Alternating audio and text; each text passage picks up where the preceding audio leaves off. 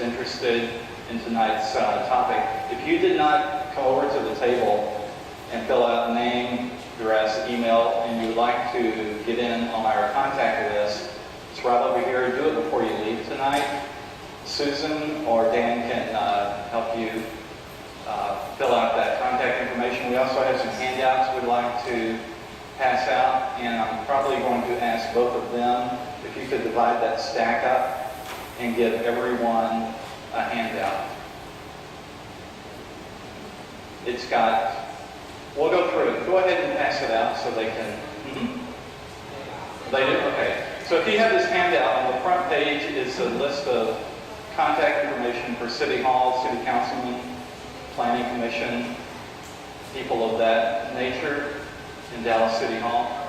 And then on the flip side, there are some suggestions as to what we would like to see. And then the second half is a document from Drill Right Texas, which we'll hear more about in a little bit. So I want to give you a little background as to how this meeting got started. 3 months ago, I never thought I would be here. I'm an artist. I don't deal in gas. I have no interest in natural gas drilling until now. But back in the late spring, I received an email with a gas drilling application for the city of Dallas. And so I filed it away and put it aside, and I thought about it again a couple months later, started looking at it, started snooping around on the internet and doing a little research and finding out where the gas well was. And Dallas has never been into gas well exploration. I knew it was in Tarrant County. I knew it was in other parts of the country, but I didn't know it had come to Dallas. So the more I dug and the more questions I asked, the more frustrated I became because I wasn't getting any answers. And what I found was that the information that I did find was contained within the City Hall website, but it was not user-friendly. So it was very deep down in there. Yes, it was there. It was not easy to find, but it was there. So I wanted to start asking questions as how we could make it easier for people to get the information and find out more about the possibility of gas well exploration in the city of Dallas. Well, it's coming. 2 applications are in the hopper, so to speak. The first application is at the U.S. Naval Air Station at Mountain Creek Lake. Now, the U.S. Navy no longer owns that. They sold it to the city of Dallas for $1.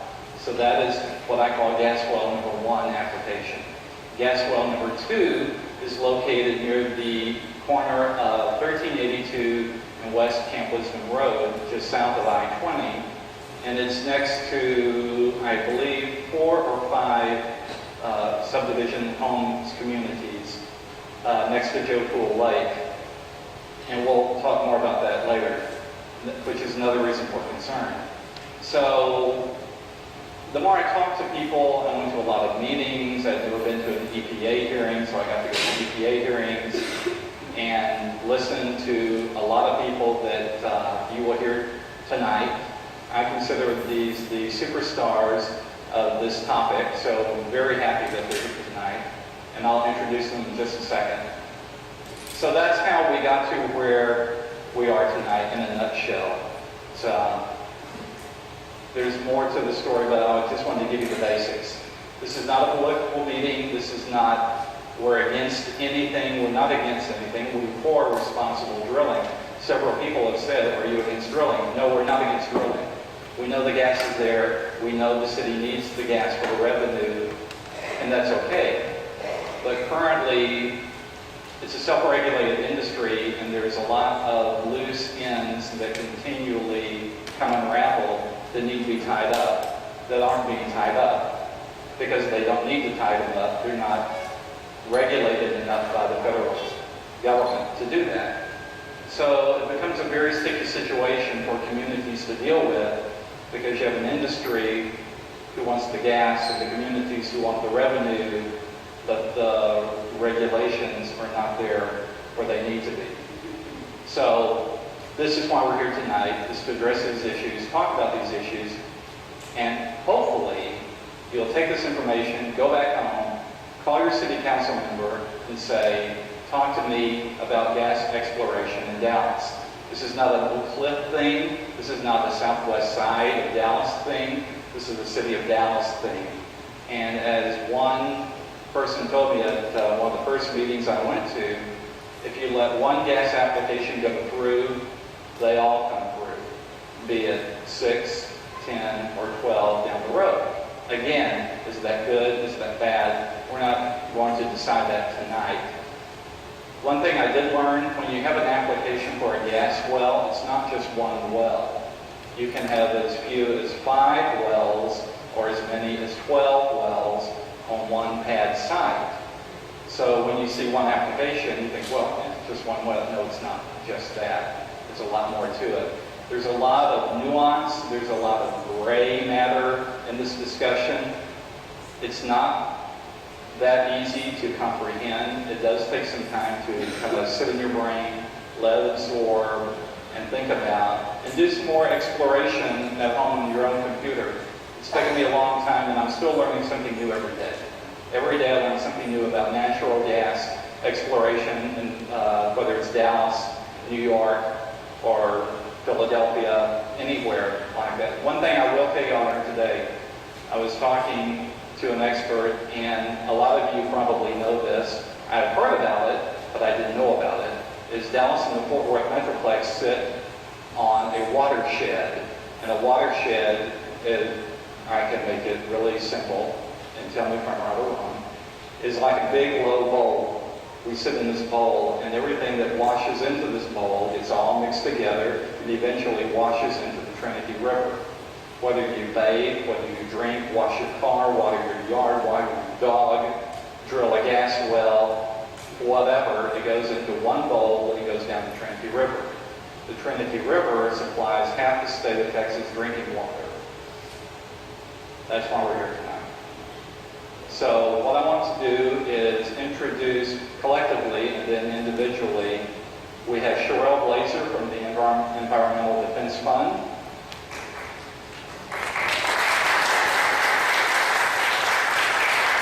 We have Sharon Wilson from Texas Oil and Gas Accountability Project.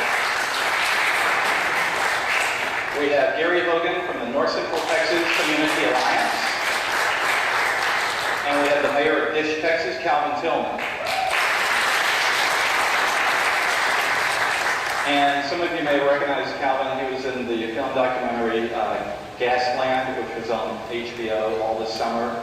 At the moment, Josh Fox, the director, is taking the movie around the country, having screenings in different communities affected by any type of gas exploration.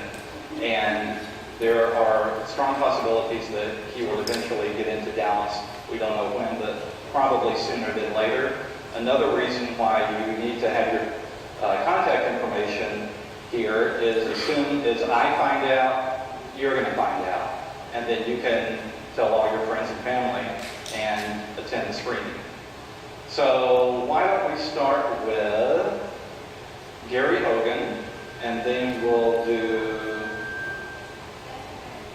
Oh, you're right. Let's do Sharon Wilson first. We'll do Sharon, Gary, Sherelle, and Calvin. What we'll do is let them do their presentations about 12, 15 minutes tops. We're going to take a few questions after each presentation. It's a lot to absorb, and I don't want your brains to get too swell with this information. And then at the end of the fourth speaker, we'll open it up and take all kinds of questions. So we'll do about 3 questions in between, 3 or 4, just to kind of break it up and to take it slow. So, Sharon, you can, I'm going to give you this.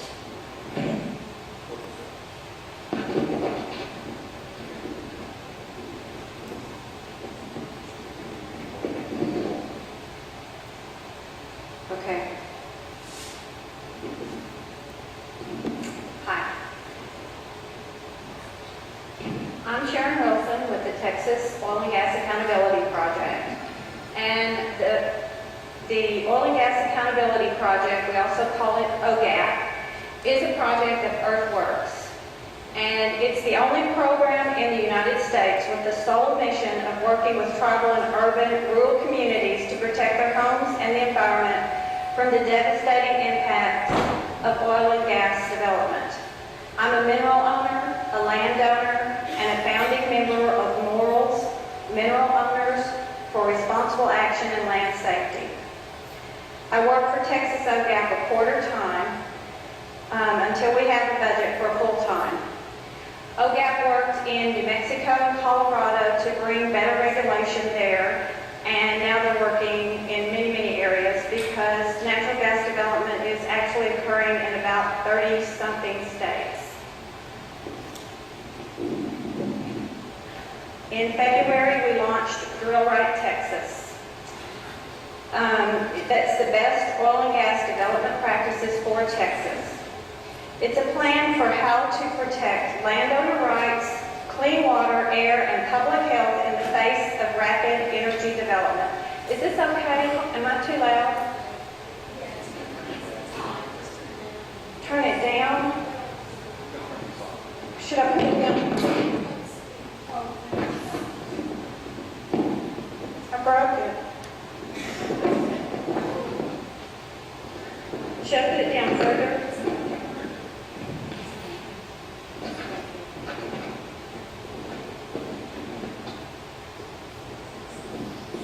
Is that better?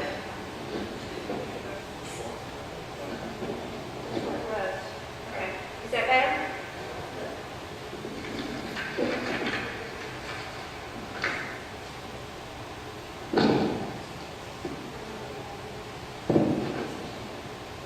Sorry.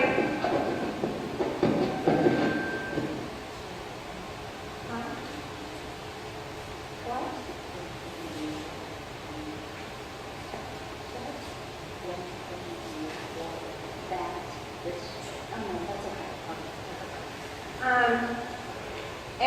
It's currently extracted. Natural gas is just another dirty fossil fuel. Recently, the Cornell University came out with a study that said, considered cradle to grave, and considering all the emissions, that it's far less attractive than other fossil fuels. Natural gas extraction creates massive amounts of waste. It's potentially toxic and radioactive. They call NORM is called naturally occurring radioactive material. It comes up from down in the formation in concentrated amounts. It is a bone-sticking carcinogen with a 1,622-year half-life. This solid and liquid waste is getting spread on our farmland and dumped into our waterways. Fugitive emissions occur at every stage of production. The water use is not sustainable. The water used for hydraulic fracturing is permanently removed from our hydrologic cycle. Right now in Texas, they inject it into a disposal well where it's under a containment barrier, and it is taken out of our active hydrologic cycle. Now, the oil and gas drillers will tell you that they don't use any more water than what we use to water our lawn and the golf courses and the swimming pools. But the difference is the water that we use for our yard and swimming pools is still a part of our active hydrologic cycle. Once they inject the water into a disposal well, it's gone. Devon Energy is, they do recycle some water, but it's a very small percentage. The health impacts are well documented, and Texas has